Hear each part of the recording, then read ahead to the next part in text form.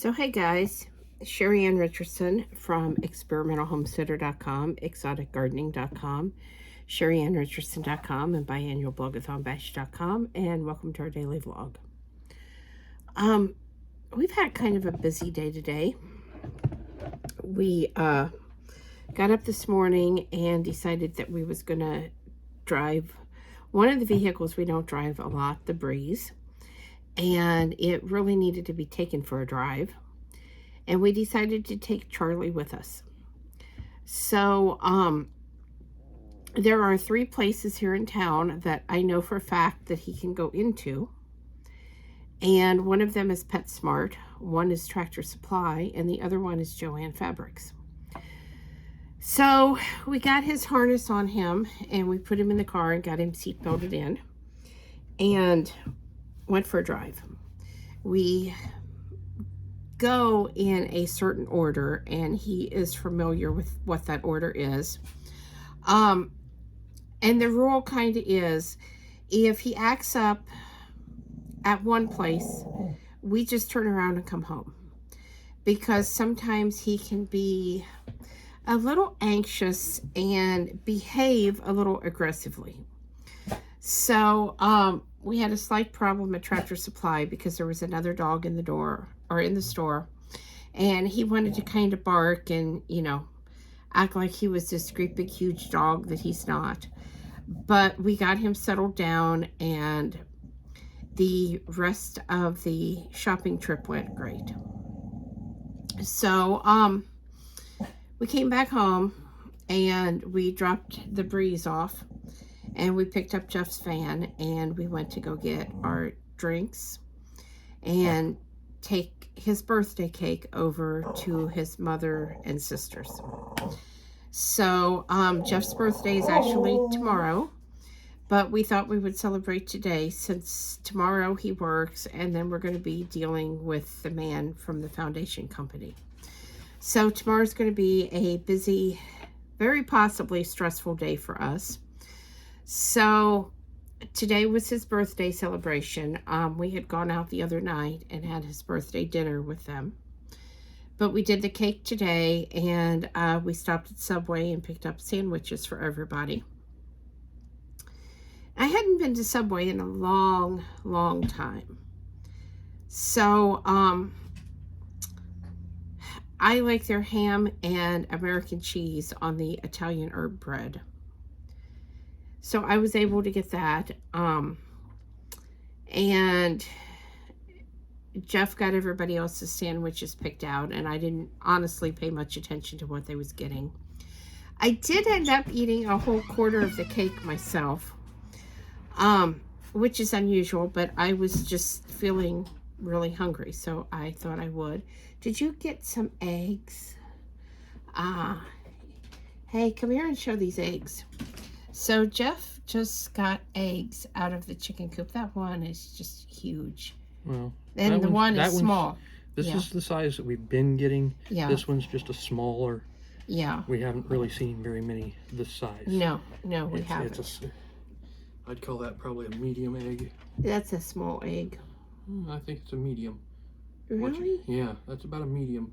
And this is an extra large. Yeah, that's definitely large. Anyway, so something I forgot to tell you yesterday, I was able to get the goats up on the stand and get their hooves trimmed. And Fernandan has grown so much over the winter.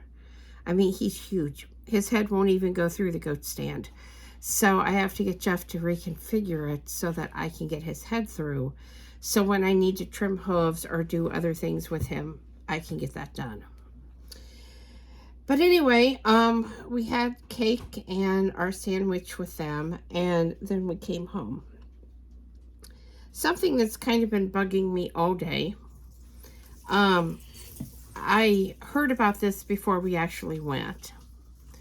And I haven't said anything to Jeff yet, so he'll be hearing this for the first time. But there are places, as of today, where gas is $7 a gallon. That's really high. And at $7 a gallon, if that reaches here, well, wherever it is, but especially if it reaches here, I don't know how people are supposed to get by. Do you have some thoughts? I don't think it'll probably reach here at that price. But that's part of the reason why the average price is $4 a gallon. Is because there are places like this that have, because I know there's some places in Texas where it's still only like $3.50. Really? Yeah. Well, but Texas has their own. Has their own oil, so they're at $3.50. Other places are at $7. It winds up, averaging out. It's $4. It'll definitely reach $4.11 shortly, which was the highest that it got as an average in 2008. No, it was $5. It hit $5 a gallon here. The average price. Okay. The high in 2008 was $4.11. So we are almost at that point here. But with places like Texas, it keeps the average still a little bit lower. But I'm pretty sure that the average will hit $4.11. It'll probably go higher than that. I won't be surprised at $4.50 or even $5 a gallon as the average, with places that, like wherever it is that's $7 already, they will probably be hitting $8 or $9 a gallon. Yeah. And I'm guessing that's probably out in California, places like LA and San Diego and San Francisco, because their prices tend to be a lot higher to begin with. Okay. Because when I was in 2008, I was in San Diego. And how much an hour was you making? Do you remember? Yeah, I was making $8 an hour. Oh, wow. Okay. Yeah, that was the minimum wage in California at the time, was $8 an hour. And then I had my tip and mileage money. And most of my tip and mileage money was paid in cash to me every night. And most of that went into the tank, because out there the average price was $5 a gallon, when here it was $4 something. We were already at $5 out there. So that's where, the average works out to be a little lower.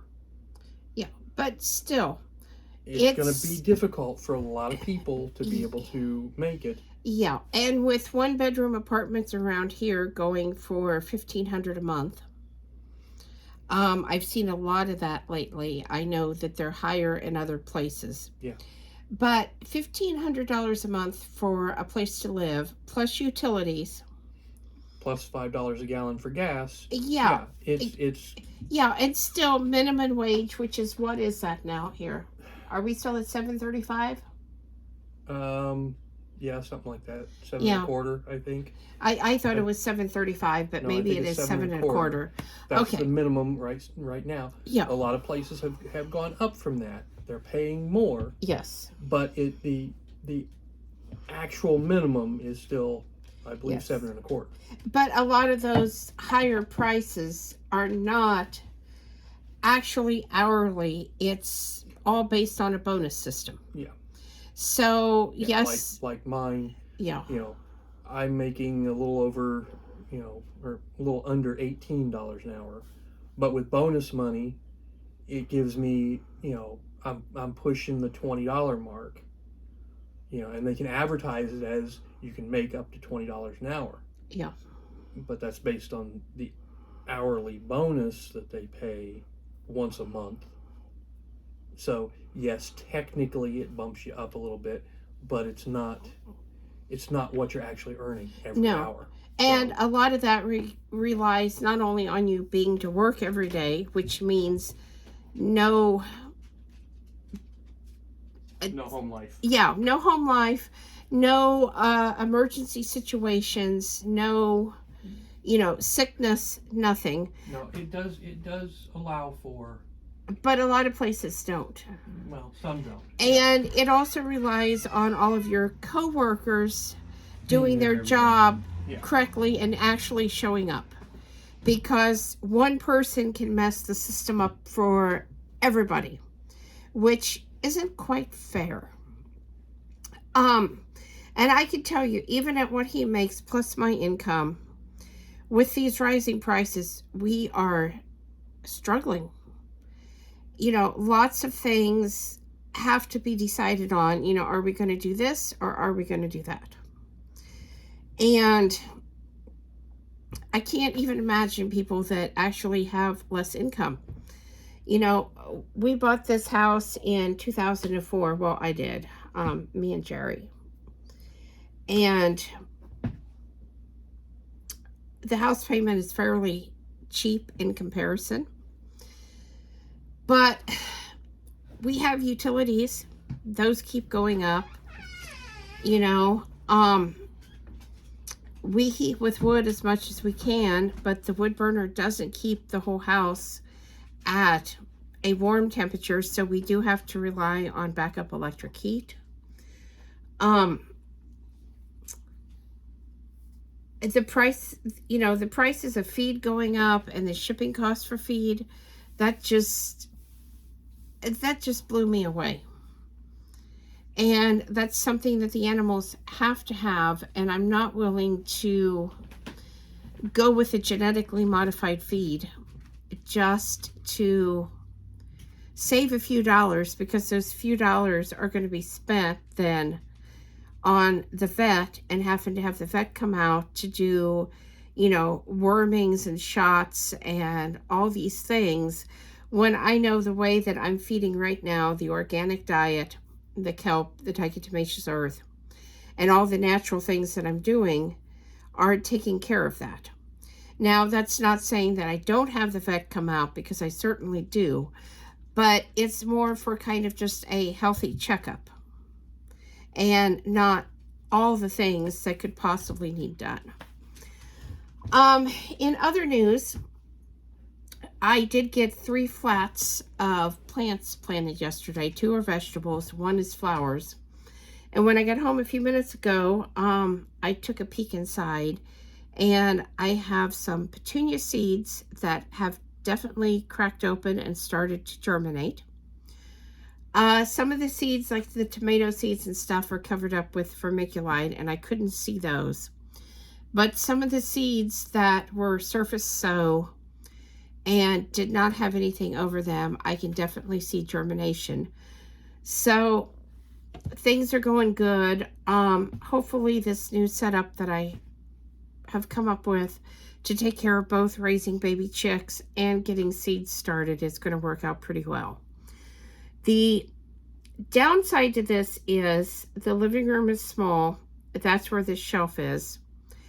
And during the daytime, it is pushed in front of the couch. And at night, when Jeff is home, we turn it sideways and put it beside the couch, blocking one of the doors in the living room, which is fine when we're home. So it has to be rotated depending on what day it is, what time of day, and who's actually here. But I think this is a really good short-term solution to the problem that we had of how are we going to make all of this work and be able to get done what we need to be able to get done to have our garden and continue egg production and possibly meat production this year. So, you kind of do what you need to do to get to that goal that you have, whatever that may be. Again, if you have not started any seeds this year, I really, really encourage you to do that, even if it's just, 1 tomato seed. And if you feel like, well, I don't want to just start, a couple seeds, then as soon as the plants hit the stores, the vegetable plants this year, I would be getting them. I would definitely expect way higher prices, but I would not rely on just going to the grocery store this year by any means. I would stock up now before those prices start going up even higher than what they are. And by all means, if you know of a small farmer or a small business in your community that sells meat or vegetables or whatever from their farm, I would get in with them now. If you can order a quarter to a half of a beef, you're going to be doing good. And I know some places have lockers where when you order the meat, they give you the place to store that meat. So you don't even have to worry about having freezer room at home. You know, they're going to provide the place to keep it, and then you just have to go get it. Now, with rising gas prices, again, that could be a problem. I don't know if freezers are going to be sold out everywhere now like they were a few years ago. We actually dealt with that because the old chest freezer that I had broke down and was not repairable, so we got rid of it. And when we went to replace the chest freezer, we had to get smaller than what I wanted, and was lucky to even find one. Didn't I look for a while for a chest freezer and everything was sold out? I think I did. Didn't look very long. But it the size that you were actually wanting, I couldn't get. Was yeah, it wasn't available. Find. Yeah, and I know, was it last year? No, it was the year before we had my grandma's estate sale, wasn't it? Yeah, something like that. Yeah, and there was people out there looking for chest freezers, and I mean, that was one of the first things that sold. So I knew somebody that had been looking, and I called her up, and she said, yes, I'll take it, and came and bought it. Couldn't pick it up right away. And almost every person that came through the sale wanted to buy the chest freezer and was trying to talk us into selling it, you know, at a higher price because they wanted it. Of course we didn't. She got the freezer. But it was amazing to me that, you know, that was one of the things that even a couple years later was so hard to get a hold of. So if you have one, consider yourself lucky and blessed and hang on to it. If you don't have one and you've been thinking about it for a while, I would seriously start looking. Whether you buy new or used, you know, get one. If you buy used, there's always a chance it could go out on you. But sometimes that $50 chest freezer is all you can afford, and it's a chance you have to take. I also suggest that you get one of the Ball home preserving books and take some time to actually learn how to can and dehydrate. Because if your chest freezer goes down, a lot of that food could be canned or dehydrated and saved and not just allowed to go to waste. Another thing that you can do to keep it colder just a wee bit longer is to pile blankets over the top of it, and then take some twine or yarn or whatever you have and tie the blankets tight against the sides, because that's going to kind of act like insulation and help you to keep that food inside cold. Of course, every time you open it, it's going to let that cold air out, but you have to do what you have to do. You could also try some bags of ice. I don't think that's going to get you very far, but, you know, if you're trying to work to the bottom, you're trying to dehydrate and can, you could at least keep the food cold so it doesn't go bad. Or move some of it to your refrigerator and keep it cold that way. Whatever it takes, right, guys? All right, please subscribe, thumbs up, thumbs down, comments below. Thanks for watching, and have a great night.